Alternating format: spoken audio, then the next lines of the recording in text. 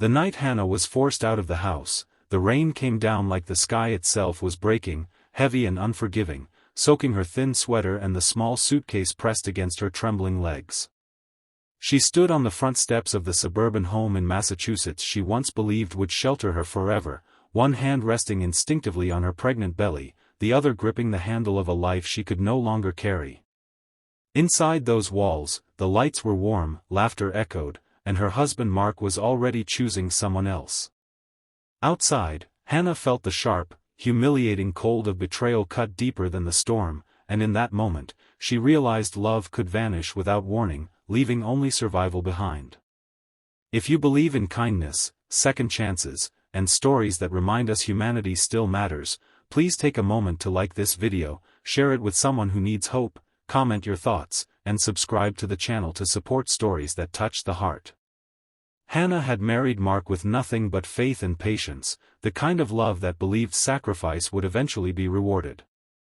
They met years earlier in college, both struggling, both dreaming, and she believed hardship was temporary when shared with the right person. She worked long hours as a freelance editor, helped Mark through job changes, and smiled through disappointments, convinced their future would be brighter.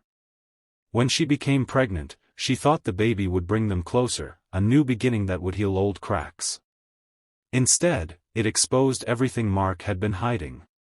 He had grown resentful of Hannah's quiet strength, tired of her exhaustion, and drawn to the attention of Rachel, a woman who admired his ambition without knowing his flaws. The day Mark told Hannah to leave, he did not raise his voice. That made it worse.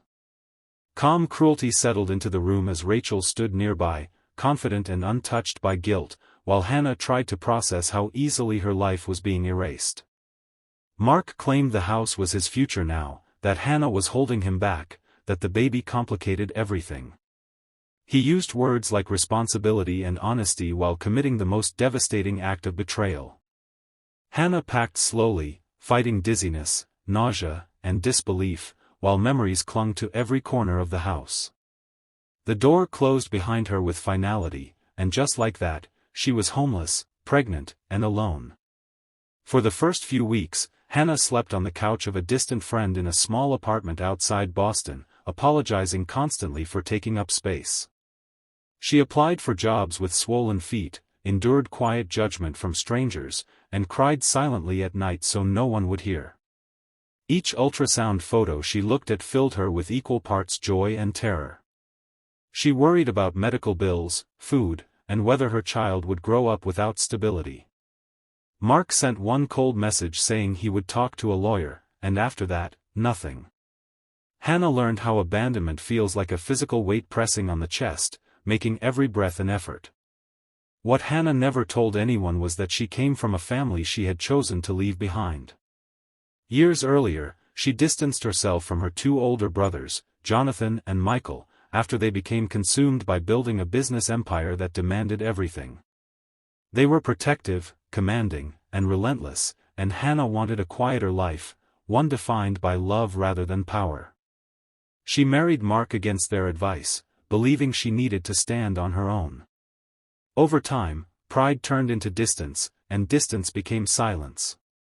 When she was kicked out, she stared at her phone for hours, hovering over their contact names, afraid to admit she needed help. As winter approached, Hannah's situation grew more desperate. She moved into a small, poorly heated room above a closed-down bakery, paying what little she had left in rent. She ate cheaply, skipped meals, and walked everywhere to save money. Yet despite everything, she talked to her unborn baby every night, promising safety, warmth, and a future built on love. That promise became her strength. It was also the reason she finally called Jonathan one evening when the pain in her back scared her enough to push past pride. Jonathan listened without interrupting as Hannah poured out everything she had held inside, her voice breaking as she described the betrayal, the eviction, and the fear that haunted her days. By the time she finished, there was a long silence on the other end, heavy and controlled. Then Jonathan told her to stay exactly where she was. Within hours, Michael was already arranging a private car from New York. Hannah had no idea that her brothers were now billionaire investors whose names quietly shaped industries, but she knew the tone in Jonathan's voice meant something irreversible had been set in motion. The next morning, a sleek black car arrived at the bakery building, turning heads on the empty street. Hannah stepped inside, overwhelmed and exhausted, as warmth wrapped around her for the first time in months. She was taken to a private medical clinic, examined by specialists, and then brought to a spacious home overlooking the ocean in Rhode Island. There were no questions, no lectures, only care. Jonathan and Michael arrived that evening, their expressions calm but eyes burning with something Hannah had never seen before. They listened again, this time in person, absorbing every detail, every humiliation their sister had endured. Mark, meanwhile, was enjoying the illusion of victory. Rachel had moved into the house, redecorating and hosting friends, confident she had secured a future. Mark told people Hannah had left on her own, crafting a story where he was the victim of a failing marriage. He did not know that his name was now being spoken in boardrooms, legal offices, and financial circles far beyond his understanding. Jonathan and Michael did not believe in public drama. They believed in consequences.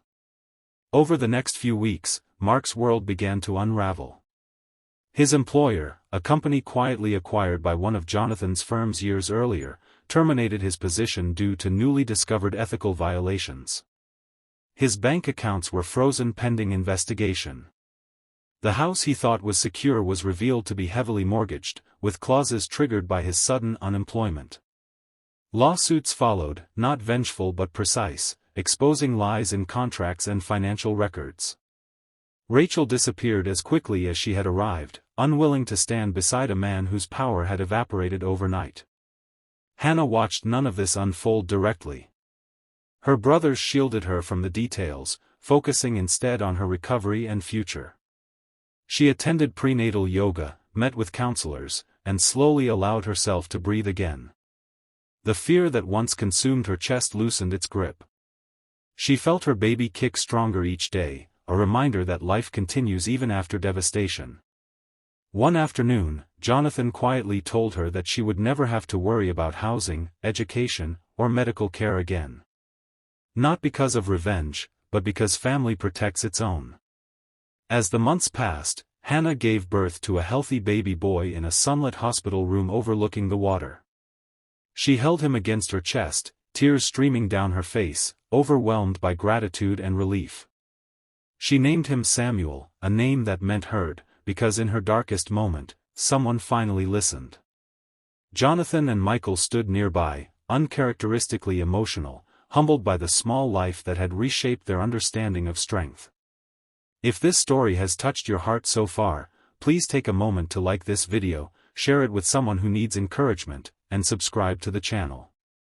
Your support helps bring stories of hope and justice to others who may be struggling in silence.